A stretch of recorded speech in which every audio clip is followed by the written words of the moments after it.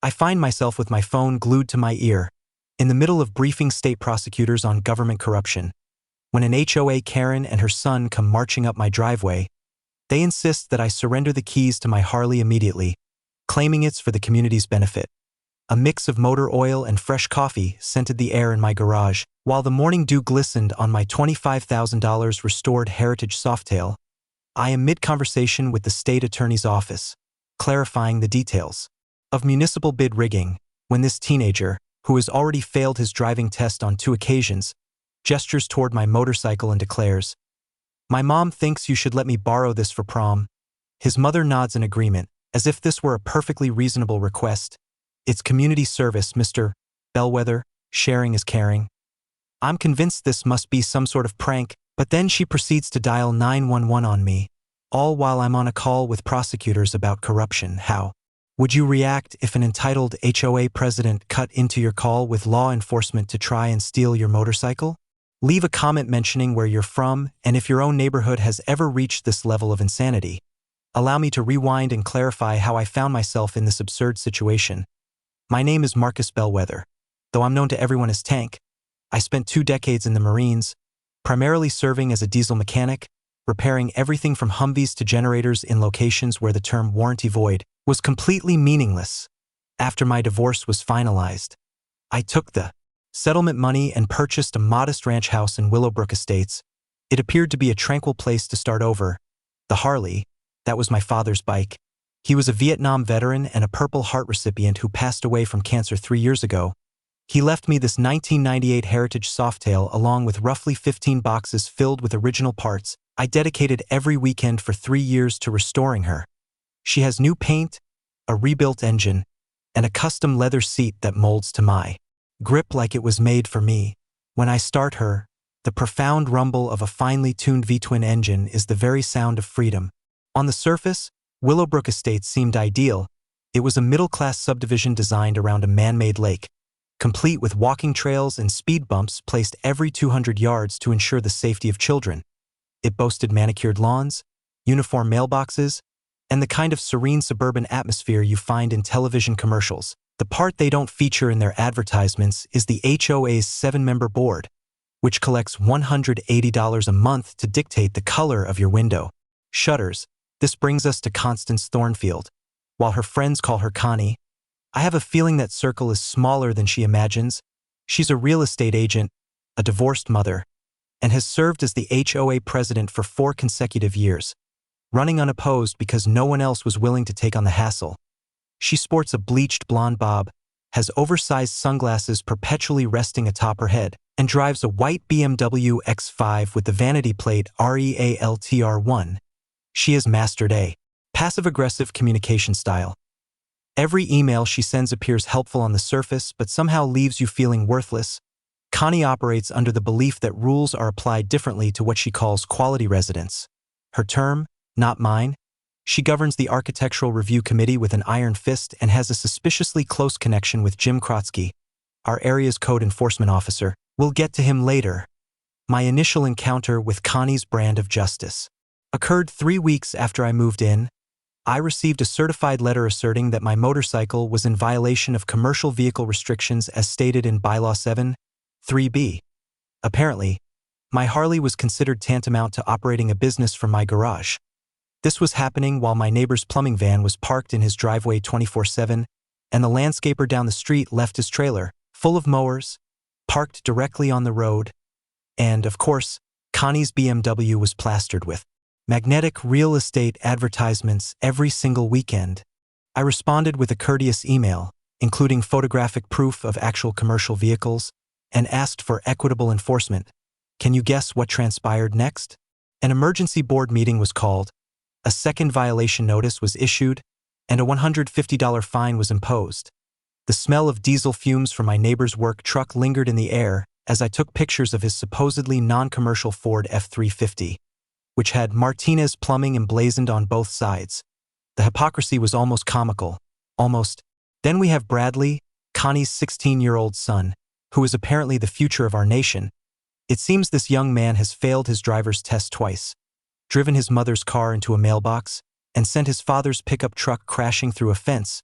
Despite all this, He is somehow persuaded that he is prepared to handle a motorcycle. Bradley has been obsessed with my Harley from the moment I arrived, often remarking about old guys hoarding all the desirable vehicles. The first time he spoke to me directly, I was in my driveway washing the bike. The kid ambled over, his hands in his pockets, and proposed that I should let him take it out for prom night, when I calmly cited insurance liability and suggested showing him the bike's engineering instead. He gave me that classic look teenagers get when they realize the universe doesn't cater to their every whim. He trudged off, muttering about selfish veterans and how his mom was correct about problem neighbors. That exchange took place on a Saturday. By the following Tuesday, there were 4 distinct violation notices waiting in my mailbox. The pattern was starting to emerge, but I had no inkling of just how deep this particular rabbit hole went, or that my phone conversations with the state attorney's office were about to become intensely relevant to my personal circumstances. 2 weeks following that initial violation notice, Connie initiated what I can only characterize as a selective enforcement crusade that would have impressed a Soviet bureaucrat. She rallied her network of concerned neighbors, and by concerned, I mean bored housewives with little else to do but chronicle my every action. All of a sudden, I was getting violation notices more frequently than junk mail. My grass was supposedly 1/4 inch too tall, even though I measured it at exactly 2 3/4 inches, which was well under the 3-inch maximum. My garbage cans were allegedly visible from the road for 3 hours post-pickup, despite the fact that collection isn't until noon and everyone else's cans remain out until the evening. I even received a notice for excessive outdoor maintenance sounds for the act of changing my motorcycle's oil on a Saturday afternoon. Each notice carried a $150 fine and was laden with enough legal terminology to overwhelm a paralegal. My mailbox began to resemble a crime scene, overflowing with certified letters, while identical infractions by my neighbors were completely ignored. The pungent odor of diesel exhaust from Martinez's plumbing truck mingled with the cloying scent of Mrs. Patterson's overgrown honeysuckle as I documented the hypocrisy. Her lawn was demonstrably taller than mine, and the neighbor 2 houses down had been pressure washing his driveway every weekend for the past month. It was at this point that I met Elena Rodriguez, my next-door neighbor, who was the first to assure me I wasn't losing my mind. Elena is a single mother working nights as a nurse, raising twin 7-year-olds who, remarkably, were saints compared to Bradley Thornfield. She came to my door one evening after I had jump-started her car during the ice storm back in March. "I've seen what Connie's doing to you," she said, offering me a homemade tamale that smelled divine.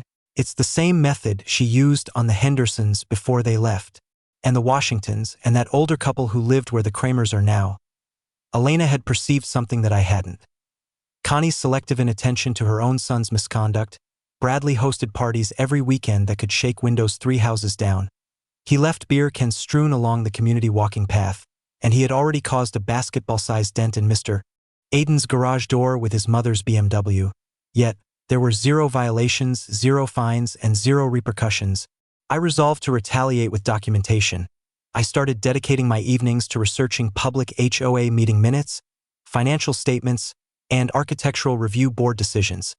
The incessant clicking of my keyboard became a nightly ritual, underscored by the soft bubbling of my coffee percolator on overtime. In the Marines, we had a mantra: proper preparation prevents piss-poor performance. It was time to apply that principle. The discoveries I made caused my blood to boil. I found consistent patterns of Connie greenlighting her friends' requests while rejecting identical proposals from other residents. Swimming pool permits were granted instantly to board members but were held up for 6 months for ordinary homeowners. Fence modifications for Connie's poker associates were rubber-stamped, while working-class families were turned down due to aesthetic concerns. In the midst of my research, a memory from my deployment days surfaced. A JAG officer had once informed us that targeting an individual based on their military service could be a violation of federal discrimination laws. I got in touch with Sarah Aiden, a housing discrimination lawyer specializing in HOA abuse cases. It turned out my Marine colleague was correct.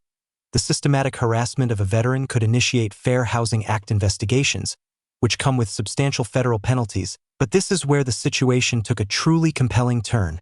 While cross-referencing recent property sales with HOA violation histories, I uncovered something that made my mechanic's intuition start connecting the dots. 3 homes had been sold through Connie's real estate agency in the last year. All three of the sellers had been inundated with a sudden barrage of HOA violations just months before putting their homes on the market. All three properties sold for less than their market value to ensure a quick sale, and all three of these transactions brought in sizable commissions for Connie's agency. It was akin to diagnosing a faulty engine. Once you identify the pattern, the corruption within the entire system becomes glaringly apparent. This wasn't just petty HOA politics. It was a calculated scheme to manipulate the real estate market. Meanwhile, Bradley's obsession with my motorcycle intensified. This time, he came to me with three of his friends, obviously attempting to use peer pressure. He asserted that other cool neighbors frequently let kids borrow their vehicles.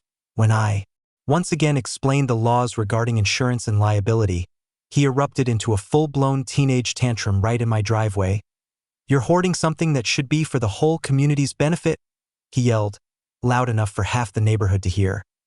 "My mom says people like you are the problem with America." My grip tightened on the wrench I was holding, the grease from the bike's chain making it slick. The boy was echoing his mother's sentiments verbatim, and it dawned on me that this harassment was not just random teenage entitlement. It was a coordinated campaign. As Bradley and his small crew stormed away, I made a firm decision. It was time to switch from defense to offense and begin collecting evidence, real evidence. The kind that stands up in court and demolishes the careers of corrupt officials. Because if there's one lesson my 20 years in the Marines taught me, it's that bullies only respond to one thing: overwhelming force applied at precisely the right time. 3 days following Bradley's public outburst, the situation escalated to an entirely new plane of corruption. I was in my garage, changing the oil in my truck, when a man in a city-issued vehicle pulled up. It was Jim Krotsky, our local code enforcement officer. With a clipboard in hand and wearing enough cheap cologne to be cut with a knife, he acted as if he owned my property. "Got an anonymous complaint about a home-based business," he declared, forgoing any pleasantries. "Need to inspect your property for violations." An anonymous complaint? Unlikely. The timing was as subtle as a thrown brick. Krotsky began to snoop around my garage as if he were on a hunt for lost treasure, searching for any minor infraction he could document. The combination of motor oil scent and his budget aftershave created a sickening blend that made me want to throw open every door and window. This is where my habit of research proved invaluable. The previous night, I had been sifting through public marriage records. Don't ask why, just a gut feeling, and found that Jim Krotsky's brother had married Connie's sister in 2018. It's a small world, isn't it? So much for objective code enforcement. Krotsky eventually zeroed in on oil stains on my driveway. "Environmental hazard," he proclaimed, with the gravitas of someone who likely couldn't change his own car's oil. "Contaminating groundwater, violating municipal code 15(7)c. I felt an urge to laugh. These were the same kinds of oil stains that every mechanic in the country has dealt with since Henry Ford began mass-producing automobiles. But I held my tongue and meticulously documented the encounter. Back in Iraq, we learned that corrupt officials invariably overreach. In the end, you just needed the patience to wait for them to make a mistake. In the meantime, I continued to delve deeper into the neighborhood's recent past. Elena introduced me to Dorothy Walsh, or Dot to her friends, a retired paralegal who had moved to Willowbrook 3 years prior at 67. She was as sharp as a tack, with silver hair and eyes that seemed to notice everything. Dot had been observing Connie's activities with a professional's keen interest. 23 years in family court, she explained over coffee in her kitchen, which was filled with legal texts and file folders. "I know a pattern when I see one. Your Karen isn't just power-hungry. She's operating a lucrative racket." Dot then explained the intricacies of HOA liens, a concept I hadn't considered before. It turns out that unpaid HOA fines can become liens on your property, much like unpaid taxes, and similar to tax liens. If they accumulate to a certain point, they can initiate foreclosure proceedings. The genius of it, from a scammer's viewpoint, is that most homeowners don't grasp the severity of those small violation notices until it's too late. We dedicated the afternoon to cross-referencing property records with HOA financial documents. The pattern was undeniably clear. Targeted harassment led to unpaid fines turned into liens resulted in distressed sales, and distressed sales produced real estate commissions. Connie had transformed her role as HOA president into a property-flipping enterprise, but then came the crucial detail that altered the entire situation. Dot found out that Connie's real estate firm had been acquiring HOA liens from the association for 50 cents on the dollar. and then leveraging those very liens to initiate foreclosures. She was effectively buying the very ammunition used to ruin her neighbors' lives, and then profiting from their loss of home, 8 properties in 3 years. Stated, sliding a manila folder across her kitchen table, all following the exact same pattern, all sold through her agency post. Foreclosure. The mechanical precision of her scheme reminded me of troubleshooting engine issues. Once you grasp the system, the points of failure become evident. Connie had turned bureaucracy itself into a weapon. That very evening, I was setting up a security camera system in my garage. Top-of-the-line, motion-activated surveillance from Amazon. When I heard shuffling outside, it was 2 in the morning, and there was Bradley Thornfield, attempting to hotwire my Harley with what appeared to be a wire coat hanger.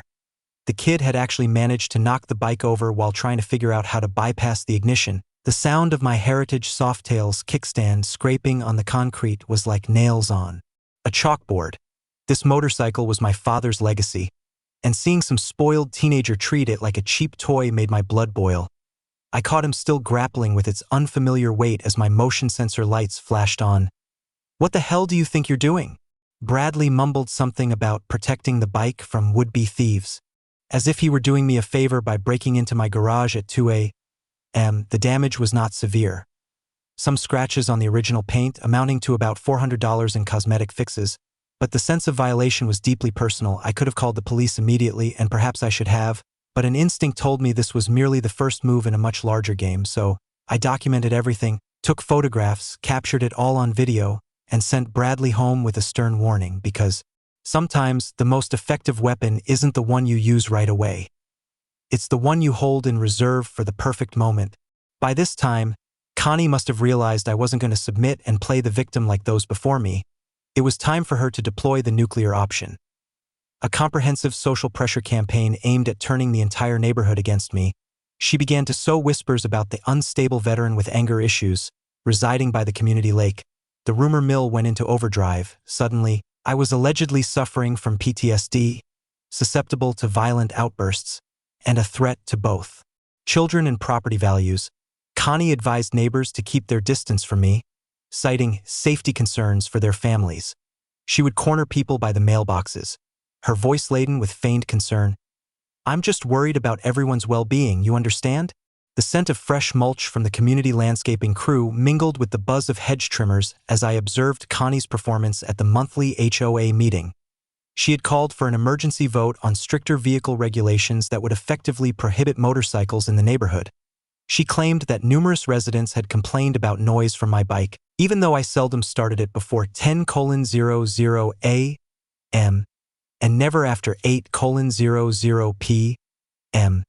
Her display was worthy of an Oscar. Her manicured nails tapped on the podium for effect, and her designer attire was clearly chosen for maximum impact on camera. Because, yes, she had started recording these meetings for the sake of transparency.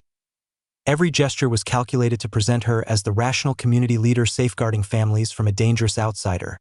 The community became divided along predictable lines. Elena, Walsh, and 3 other neighbors who were fed up with the HOA's overreach stood with me. However, a significant number of residents were intimidated, afraid of becoming Connie's next targets if they chose the wrong side.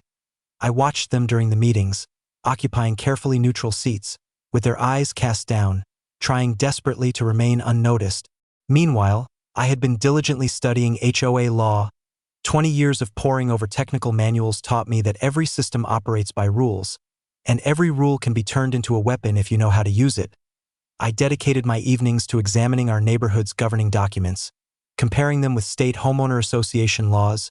What I discovered was elegantly simple. Connie had been flouting her own bylaws for years.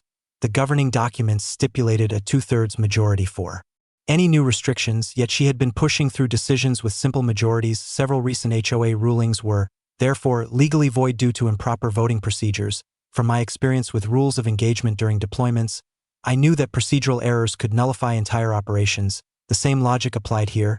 If Connie couldn't adhere to her own association's bylaws, her decisions had no legal standing. But I kept this information to myself, biding my time for the ideal moment to use it. That moment nearly arrived during Bradley's most audacious act to date.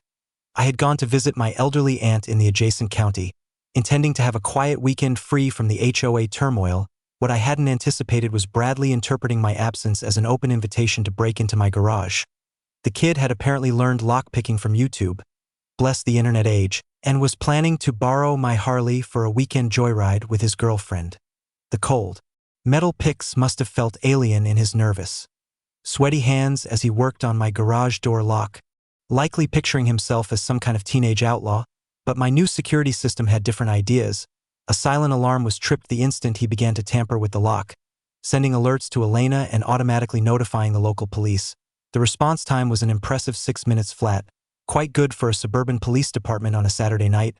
They caught Bradley in the act, surrounded by lock-picking tools and security footage that would make a prosecutor's day.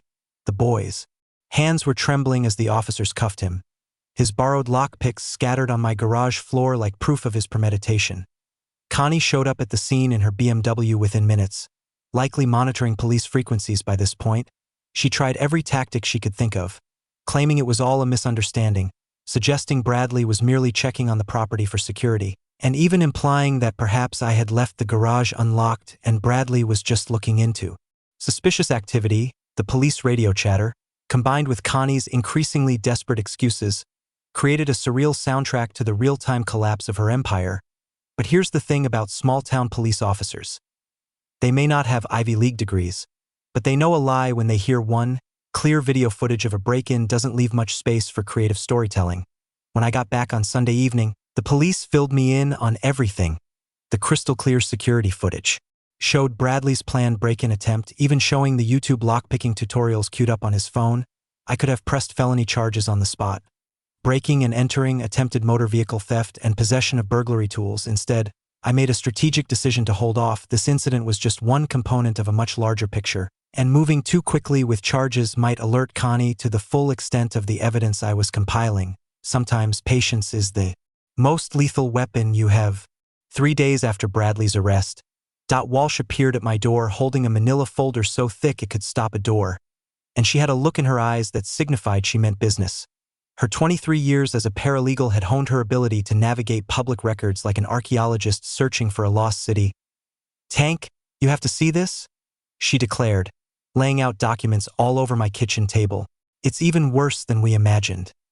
What she had unearthed sent a chill down my spine. By leveraging her contacts at the county clerk's office, had meticulously cross-referenced property deeds, HOA financial statements, and business license applications.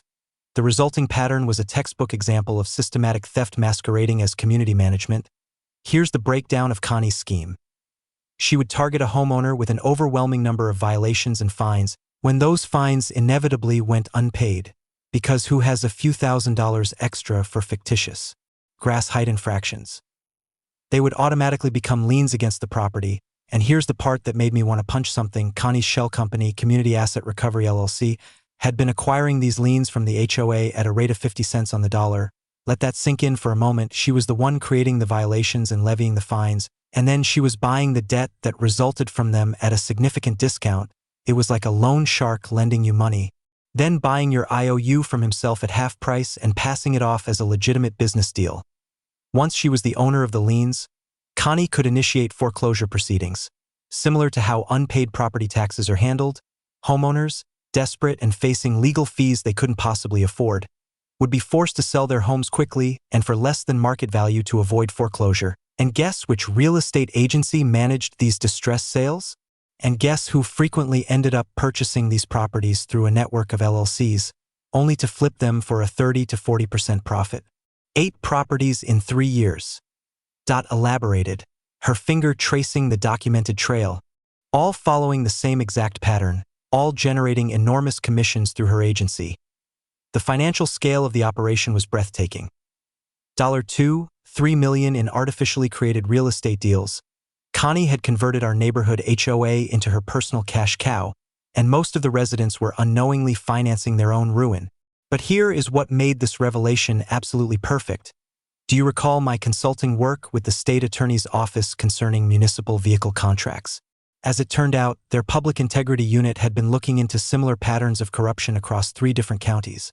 I was, in essence, serving as a consultant on corruption cases while living next door to one of the most methodical HOA frauds they were likely to ever encounter. The timing was impeccable. The evidence I was gathering was already being prepared for prosecutors who specialized in this very form of racketeering, and thanks to federal mail fraud statutes, those certified violation notices Connie was so fond of sending.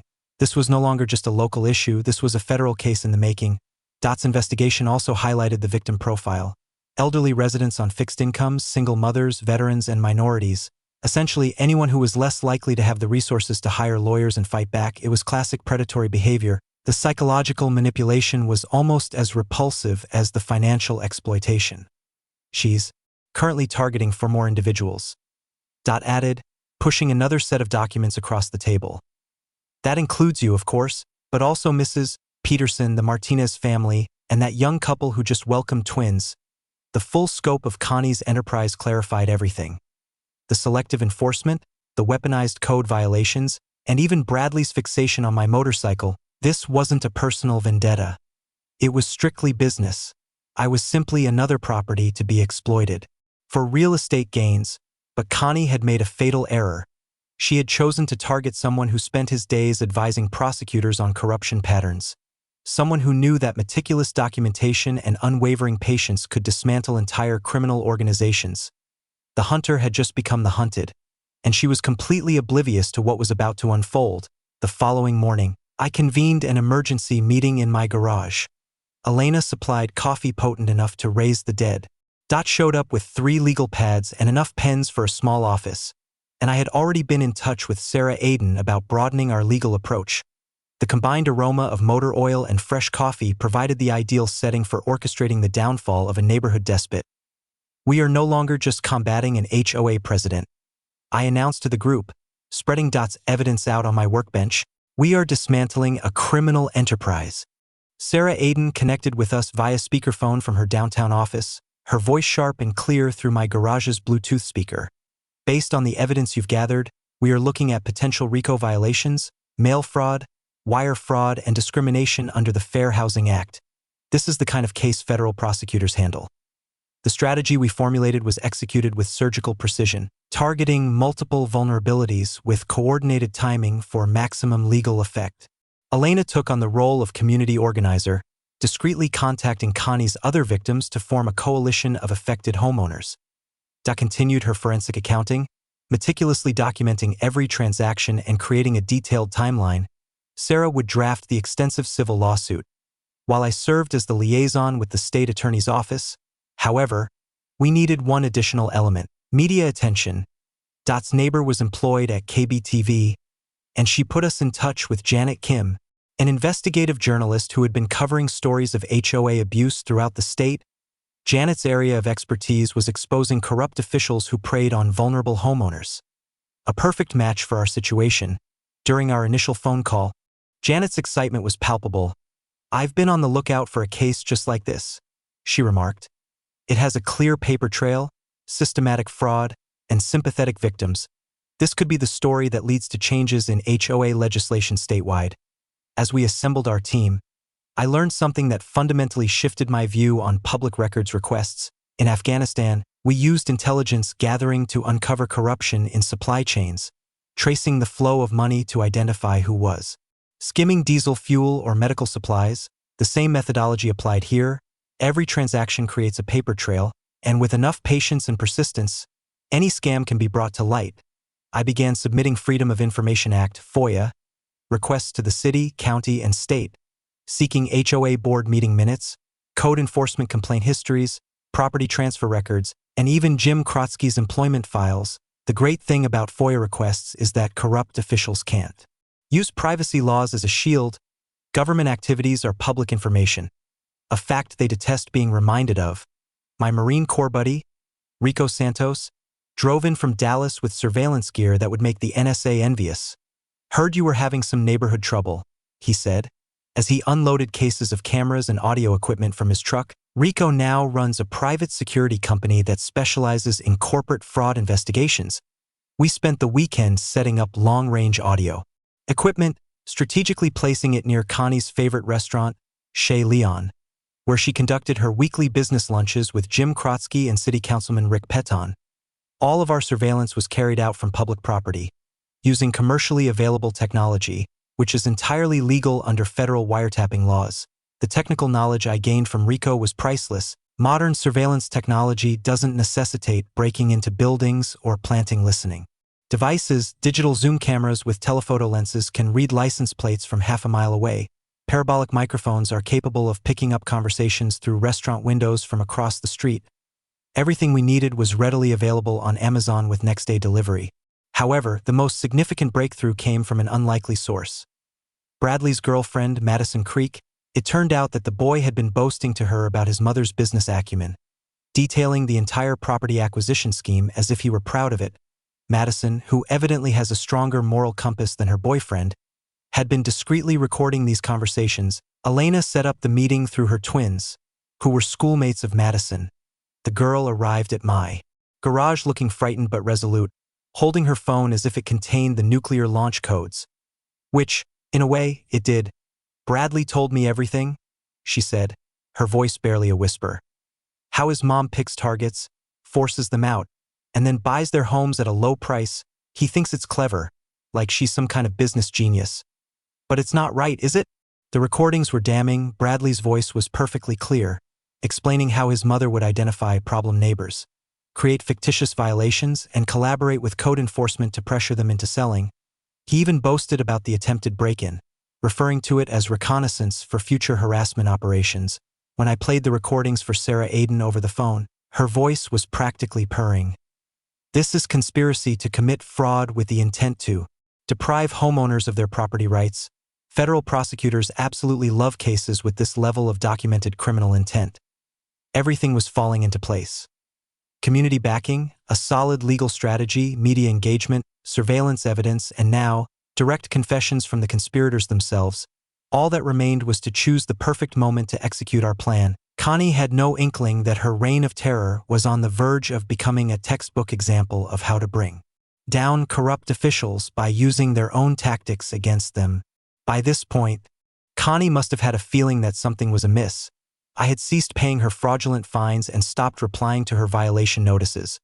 Worst of all, I continued to attend HOA meetings with a notebook and a confident smirk that clearly communicated, "I know something you don't." People in desperate situations tend to do desperate things, and Connie Thornfield was about to demonstrate this principle in a truly spectacular manner. The act of sabotage occurred on a Tuesday evening. I was inside watching the nightly news when Rico's surveillance system began sending alerts to my phone. Motion was detected in the garage, and infrared sensors picked up movement around my motorcycle. I brought up the live camera feed and saw Bradley Thornfield crouched beside my Harley with a set of wrenches, methodically loosening the brake cable connections. Not just loosening them, but carefully adjusting them to fail over time. The kid had clearly done his homework, likely on the same YouTube channels that had taught him how to pick locks. His intention wasn't to kill me, but to cause a minor accident that would serve as a lesson in community cooperation. The sound of the metal cable housing scraping against the bike's frame made my skin crawl as I watched him. I allowed him to finish. Sometimes, the most compelling evidence is obtained by letting criminals complete their actions on camera. By the time Bradley had stealthily exited my garage, I had 47 minutes of high-definition footage documenting the premeditated sabotage of a motor vehicle, a Class C felony in Texas. The following morning, during my standard maintenance check, I immediately spotted the tampering. 20 years of experience working on military vehicles gives you an eye for mechanical sabotage from a distance. I photographed everything before I made the repairs, and then I contacted Detective Morrison at the Sheriff's Department. The fingerprint team found clear prints from Bradley all over the brake assembly. This was no longer just teenage hijinks. When combined with the attempted break-in, it indicated an escalating pattern of criminal activity that could have led to severe injury or even death. More critically, it established a clear conspiracy between Connie and her son to commit felony offenses against a specific neighbor. Connie's response to the police investigation was a mixture of sheer panic and feigned outrage. She stormed over to Elena's house that very afternoon, all smiles and thinly veiled threats. Elena recorded the entire exchange on her phone, capturing Connie's insinuation that single mothers rely on community support, which could easily vanish if they associate with troublemakers. The charge of witness intimidation practically wrote itself. Elena's hands trembled when she played the recording for me later that evening, but her voice was resolute. "I've handled bullies before at the hospital," she said. They always overreach when they're cornered. Meanwhile, Connie was busy manipulating the HOA board to threaten special assessments against uncooperative residents, essentially attempting to tax us into submission. She had learned that HOA boards can levy emergency assessments for nearly any reason and was planning to hit Elena and me with $1,000 community improvement fees that coincidentally targeted her most vocal critics. But it was here that her desperation led to a crucial error. Connie got in touch with Tommy Williams, the editor of our local newspaper and a longtime poker acquaintance, to request negative press about the unstable veteran, causing disruptions in the neighborhood's harmony. She was aiming for a front-page story on the dangers of PTSD and its impact on property values. What she didn't know was that Tommy's nephew had served in the same Marine unit as I had. Just 2 deployments later, it's a small world. Instead of publishing Connie's propaganda, Tommy called me directly to fact-check the story. That conversation spurred him to launch his own investigation into Connie's activities, turning her attempt at media manipulation into yet another source of evidence against her. The bribery attempt occurred the following Friday. Connie appeared at my doorstep with a bottle of wine and her most genuine-looking smile, proposing that we resolve our issues like civilized neighbors. She offered to waive all HOA fines and restrictions in return for my cooperation and understanding. The incentive was a thing of beautiful corruption. She suggested I could be given preferential treatment for all HOA maintenance contracts, which could amount to thousands of dollars in monthly income if I would just stop making waves. It was a classic quid pro quo bribery, and she presented it as if she were doing me a favor. My palms were sweating as I clutched the hidden recording device in my pocket, but I maintained a steady and interested tone. That sounds reasonable, Connie. Tell me more about how this contractor arrangement would work. I recorded 37 minutes of her detailing the mechanics of corruption, all captured in pristine audio. The final piece of the puzzle came from Bradley himself, confronted with felony charges and the prospect of serious juvenile penalties. His lawyer advised him to cooperate in exchange for a lighter sentence. The kid broke like an egg, confessing not only his own offenses but also his mother's explicit instructions for the entire harassment campaign. It turned out that Connie had a literal playbook, a written document that outlined her property acquisition strategy, complete with timelines, target profiles, and coordination protocols with Jim Krotsky. Bradley had been recording some of these phone instructions for his own reference, inadvertently creating an evidence goldmine that prosecutors can only dream of. The trap was now set, all the necessary components were in place, we just needed the perfect opportunity to spring it. Cornered animals are the most dangerous, and Connie Thornfield was about to prove that axiom in the most spectacular fashion imaginable. She initiated her ultimate strategy, a full-blown character assassination campaign designed to ruin my reputation before I had the chance to destroy hers. The false accusations began subtly, with whispered conversations at the mailboxes about my erratic behavior and concerning late-night activities. These then escalated to direct assertions that I had threatened both her and Bradley, implying that my military service had left me mentally unstable and prone to violence. She portrayed herself as a terrified single mother shielding her son from a dangerous veteran who was unable to adjust to civilian life. The pinnacle of her efforts was her attempt at media manipulation. Connie reached out to Rick Martinez at the Tribune-Herald, a sympathetic columnist known for his human interest pieces on community safety. She provided him with a meticulously crafted narrative about the dangers of PTSD and its effect on property values, including fabricated quotes about my supposed threatening behavior towards neighborhood children. What she hadn't anticipated was Rick conducting actual journalism. He contacted the sheriff's department to verify her allegations, spoke with Elena and Dot for corroborating statements, and even got in touch with my former Marine unit commander. When the facts failed to align with Connie's account, Rick sensed a larger story and began investigating her instead. Connie's trembling hands were noticeable at the next HOA meeting as she grasped that her media strategy had completely backfired. The woman who had controlled every narrative for 4 years was losing her grip on the story, and it was evident to everyone. Her last legal maneuver was to file for a restraining order, alleging that I had stalked and threatened her. The sworn affidavit she submitted was a work of pure fiction, detailing supposed incidents of me following her car, making menacing gestures while she walked her dog, and verbally intimidating her during random encounters at the grocery store. There was just one small issue. Rico's surveillance system had been tracking my every move for weeks as part of our evidence collection. For every Single incident Connie described, I was documented as being elsewhere, working in my garage, meeting with Sarah Aiden at her office, or visiting my aunt in the next county. Her sworn statements were not just falsehoods. They were demonstrable perjury, all captured on camera. The restraining order hearing was a truly beautiful sight. Sarah Aiden entered the courtroom with a tablet loaded with time-stamped video evidence and GPS records, proving that I was literally hundreds of miles away during Connie's alleged stalking incidents. The judge's demeanor shifted from skeptical to overtly hostile as the evidence piled up. Mrs. Thornfield, Judge Henderson stated, his voice resonating with the authority of 30 years on the bench. Perjury in a sworn affidavit is a felony.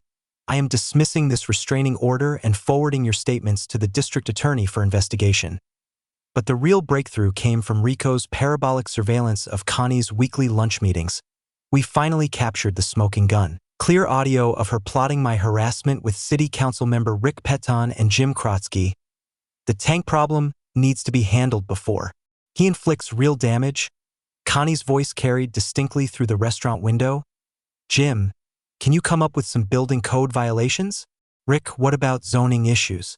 We need him out of here before he uncovers the full extent of our operation. Peton's reply was just as incriminating. Property acquisition is a valid business strategy, but we can't allow one troublemaker to compromise the entire system. Perhaps it's time to apply more significant pressure. The federal implications were immediate. RICO cases hinge on proving an ongoing criminal conspiracy, and we had just recorded explicit planning of that very conspiracy when I played the clip for my contact at the state attorney's office. His reaction was swift. We need to act on this immediately. Meanwhile, Janet Kim's investigation was nearing its conclusion. Her undercover footage had captured Connie attempting to bribe Jim Krotsky with tickets to Cowboys playoff games in exchange for fast-tracking code enforcement actions against me and Elena. The footage was so damning it would bring tears of joy to a prosecutor's eyes. The community pressure was also intensifying. 23 homeowners signed a petition in my support, detailing their own experiences with harassment. 3. Families came forward with documentation that showed they had lost their homes through Connie's identical patterns of harassment. The neighborhood was finally awakening to the reality of what had been happening right under their noses. Bradley's full cooperation provided the last piece of evidence we required. His juvenile plea deal mandated a complete disclosure of his mother's instructions, and the boy delivered everything. Recorded phone calls, text message chains, and even handwritten notes that detailed the surveillance tasks Connie had assigned him. The betrayal between mother and son was heartbreaking to witness. Bradley's lawyer had made it clear that cooperation was his only path to avoiding adult felony charges, and the kid chose self-preservation over family allegiance. I can't say I blame him. Connie had turned her own son into a criminal accomplice. Everything was converging on a single point in time. Sarah Aiden had filed the extensive civil lawsuit. Federal prosecutors were drafting RICO charges. Janet Kim's exposé was set to air during the evening news, and the HOA had scheduled an emergency meeting to tackle the community crisis. The scene was perfectly set for Connie's final act, though she had no idea she would be performing for a very different kind of audience. The Willowbrook Community Center had never witnessed an event quite like this. What was supposed to be a standard emergency HOA meeting had transformed into the neighborhood's version of the Super Bowl, complete with a standing room-only crowd and people live-streaming the proceedings on their phones. All 150 seats were taken. With an additional 50 residents lining the walls, the atmosphere in the room was charged with anticipation. Half of the attendees were there to back Connie, while the other half had come to see her downfall. Janet Kim's KBTV news crew had taken up a strategic position near the rear of the room, their cameras recording what was anticipated to be either a mundane community meeting or the story of the year. Detective Morrison and 2 federal agents were seated inconspicuously on folding chairs by the exit, looking as though they were at their nephew's graduation rather than orchestrating multiple felony arrests. Connie stepped up to the podium at precisely 7:00 p.m., dressed in her most lavish designer attire. A navy blue blazer that likely cost more than most people's monthly HOA dues. She had clearly dedicated hours to rehearsing this performance, and her opening act was a masterpiece of feigned victimhood, friends and neighbors. She began, her voice quivering with carefully rehearsed emotion.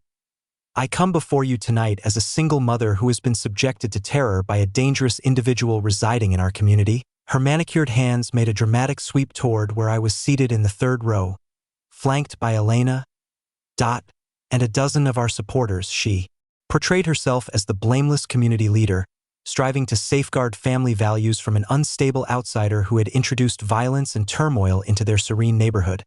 She recounted alleged threats that had never occurred, harassment that existed solely in her own mind, and dangerous conduct that primarily involved me maintaining my motorcycle in my own garage. Her followers applauded on cue, cultivating a theatrical ambience that would have been amusing if it weren't so pitiable. Connie had meticulously orchestrated the entire spectacle. From the seating plan to the dramatic pauses timed for optimal camera effect, when she concluded her opening remarks, I made my way to the podium, holding a simple manila folder. There were no dramatic gestures, no raised voice, just a calm, systematic presentation of the facts. The room became quiet as I connected my laptop to the community center's projection system. Mrs. Thornfield has presented you with a compelling narrative, I said, my voice projecting clearly through the room's sound system. Now, allow me to present the truth. The initial slide showed a timeline of the harassment, detailing every violation notice, every fine, and every documented instance of selective enforcement. A murmur went through the crowd as they witnessed the methodical pattern laid out in stark black and white. Following that were the financial records, which illustrated Connie's property acquisition scheme, complete with purchase dates, sale prices, and commission figures. 8 families have lost their homes due to this fraudulent operation. I went on, clicking to the next slide, which displayed photographs of the displaced families. Mrs. Thornfield manufactured violations, levied fines, acquired the resulting liens at a discount, and then profited from the forced foreclosures. The room broke out into angry chatter as neighbors began to grasp what had been transpiring right in front of them.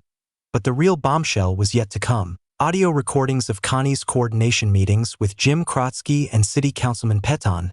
Connie's own voice echoed through the room via the sound system. Property acquisition is just good business. These people don't deserve to live in quality neighborhoods if they can't adhere to simple rules. Her face turned ashen as her own words became her condemnation. She attempted to interrupt, asserting that the recordings were doctored, but I continued to advance the slides, showing video footage of Bradley's break-in attempts and audio of Connie instructing him on harassment techniques. Bank records revealed the flow of money between her various shell companies and the HOA. It was at that moment that Detective Morrison walked toward the podium, his footsteps resonating in the now silent room.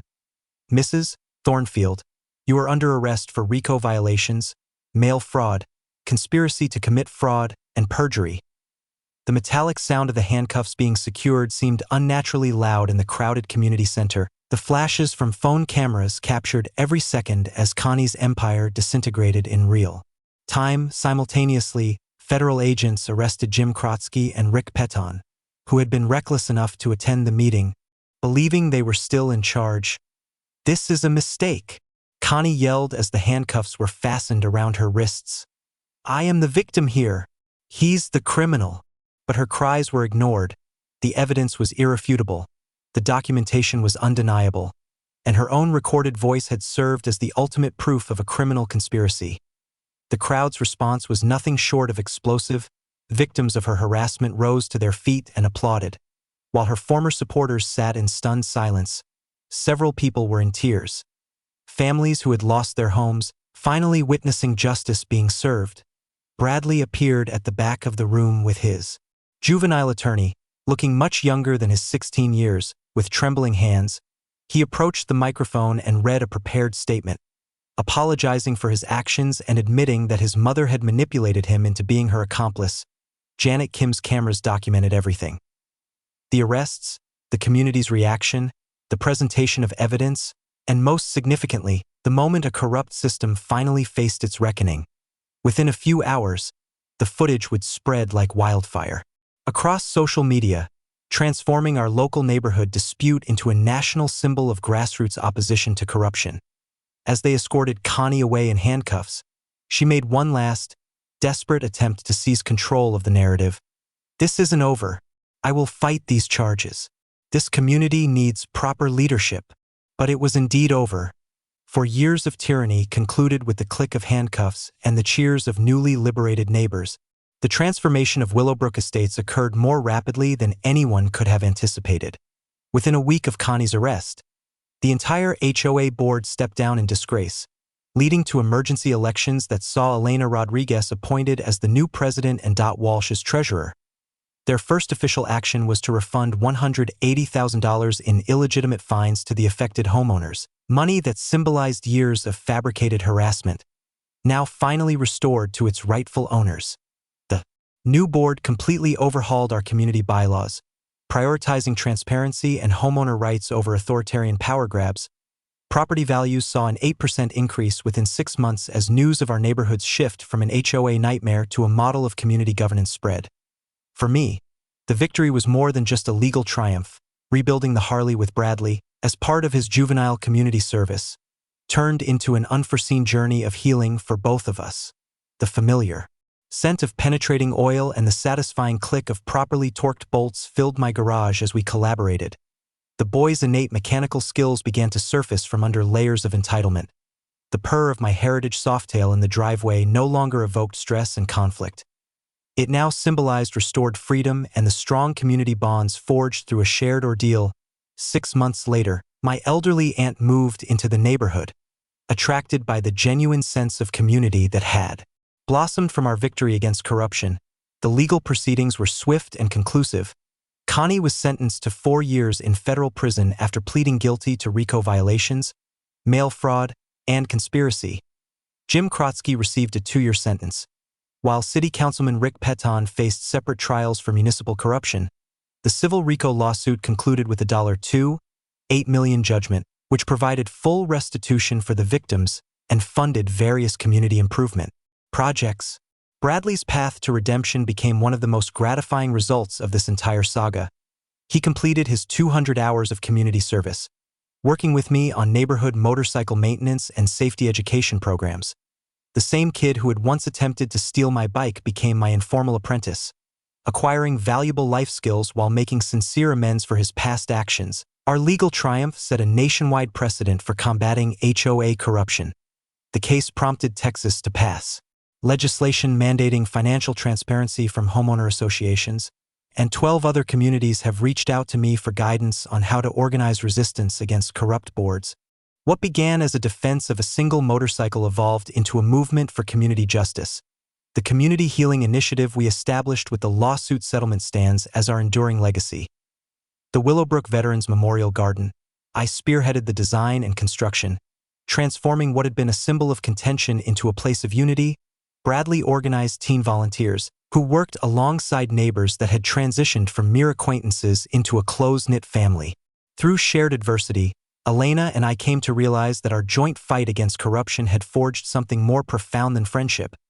Our relationship blossomed naturally from a foundation of mutual respect into genuine love, with both of us finding healing through our service to the community. We are now planning a spring wedding in the Memorial Garden, to be surrounded by the neighbors who have become our chosen family. The memorial even features designated motorcycle parking for veteran riders, turning my Harley from a source of neighborhood controversy into a symbol of community pride. The opening ceremony attracted over 300 people, including families who had lost their homes due to Connie's scheme and have since returned to a transformed neighborhood. But here is the most crucial lesson we all learned.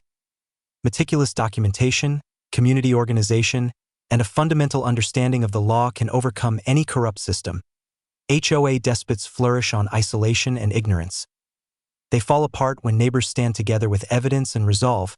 Keep these 3 key strategies in mind. First, document absolutely everything with photos, recordings, and written logs. Second, never attempt to fight corruption by yourself. Form alliances with other affected neighbors. Third, educate yourself on your rights under HOA law and state regulations. Knowledge is your most potent weapon against bureaucratic bullies. Bradley, now 17 and truly changed for the better, summed it up perfectly in his high school graduation speech. My mom taught me that power is about controlling other people. Tank taught me that real power is about serving your community. The ripple effects of our victory continue to spread. Our case is now used as a teaching Example in law schools, Janet Kim's investigative report won regional journalism awards, and Sarah Aiden has made specializing in HOA corruption cases her full-time practice. We demonstrated that ordinary people can indeed bring down corrupt officials who believe they are untouchable. But our mission is not yet complete. Last week, I got a call from a Maria Santos in the next county over. She's facing a strikingly similar pattern of harassment related to solar panel permits and building code manipulation. It's the same corruption playbook, just in a different neighborhood. It seems our Justice League has a new mission, that story about dismantling a solar panel permit scam. Well, that's a tale for another time, and believe me, it involves corruption even more shocking than what you've just heard. Share your worst HOA nightmare in the comments. You are not alone in this struggle, and together, we can triumph over any corrupt system.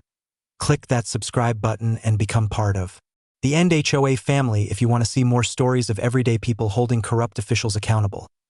Officials who forgot they work for us, not the other way around. That's it for today's dose of HOA madness. If watching Justice Prevail made your day, hit that like button, share your own stories below, and make sure you are subscribed. More incredible neighborhood showdowns are on their way.